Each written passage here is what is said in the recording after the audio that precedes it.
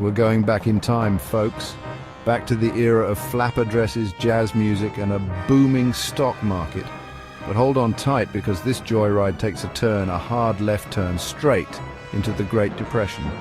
1 minute, everyone's toasting to prosperity. The next, they're lining up for breadlines. What the heck happened? And more importantly, what lessons can dividend investors like you learn from this tumultuous time?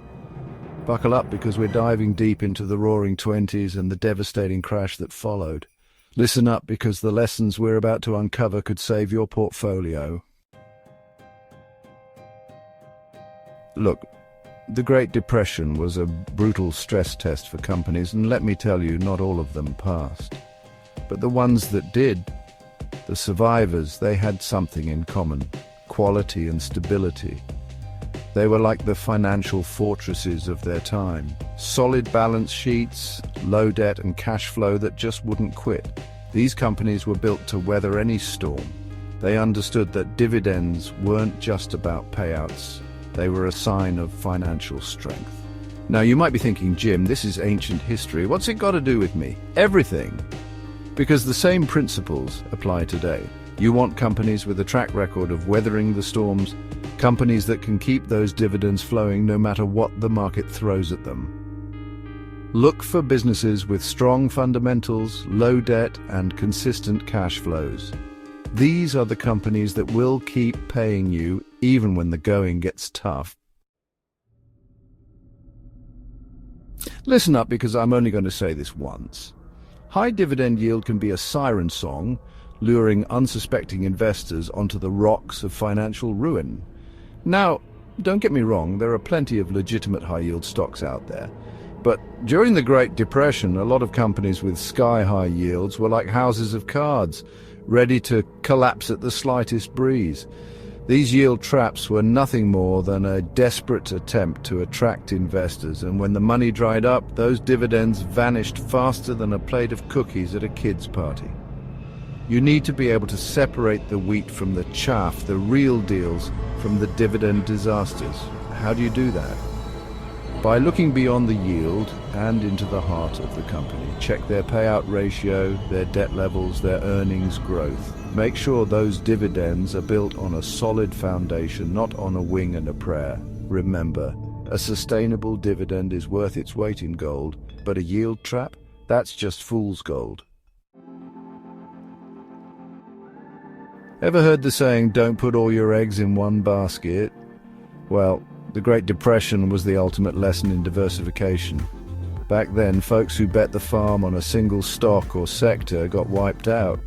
It was like putting all your money on one horse in a race where all the horses were sick. But those who diversified, who spread their bets across different industries, different companies, different asset classes, they stood a fighting chance. Diversification is your financial safety net. It's about spreading your risk, not putting all your hopes and dreams on a single roll of the dice. Look, I love a good gamble as much as the next guy, but not when it comes to my hard-earned money. So diversify, diversify, diversify. And remember, diversification isn't just about how many stocks you own. It's about owning stocks in different sectors, different industries, and even different countries. Let's talk about dividend growth, baby. Now, yield is great, don't get me wrong, but you know what's even better? A company that consistently raises its dividend year after year. That's like hitting the jackpot, folks, because dividend growth is a sign of a healthy, thriving company. It tells you that management is confident in the future and they're willing to share the profits with their loyal shareholders. During the Great Depression, companies that consistently grew their dividends were like shining beacons of hope in a sea of despair. They weren't just surviving, they were thriving. And guess what? The same holds true today. So when you're looking for dividend stocks, don't just chase yield. Look for companies with a history of dividend growth. It's a sign of quality, it's a sign of strength, and it's a sign that you're on the right track to building long-term wealth.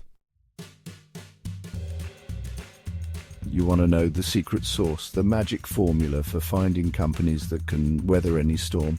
It's called an economic moat. Think of it as a company's protective barrier, a big old moat filled with hungry alligators, keeping the competition at bay.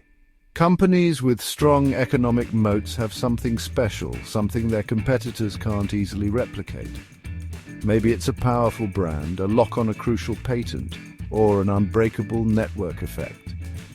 Whatever it is, it gives them a sustainable advantage, allowing them to maintain profitability and keep those dividends flowing, even in the toughest of times. Now, these moats, they're not invincible. Things change, industries evolve, and competitors get smarter. But a company with a wide, deep moat, that's a company you want on your side. So, when you're looking at dividend stocks, don't just look at the numbers. Look for companies with strong economic moats. These are the companies that will be with you for the long haul, the ones that will keep paying you dividends year after year, decade after decade. We've traveled back in time, folks, relived the highs of the roaring 20s and the gut-wrenching lows of the Great Depression. We've learned from the mistakes of the past and uncovered the secrets of dividend investing success. Now, I'm not saying we're on the verge of another Great Depression. The world is a different place today. But there are echoes, whispers of uncertainty in the air. Inflation is rearing its ugly head, interest rates are on the rise, and geopolitical tensions are simmering. But don't panic. Remember the lessons we've learned.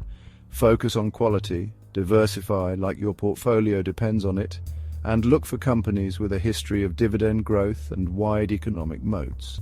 The modern financial system is more resilient, with safeguards in place to prevent another catastrophic meltdown, but that doesn't mean we can afford to be complacent. The market is a wild beast, and it's always hungry. So be prepared, be informed, and most importantly, be invested in companies you believe in, companies that can stand the test of time. Because when the market throws its next curveball, and it will, you'll be ready to knock it out of the park.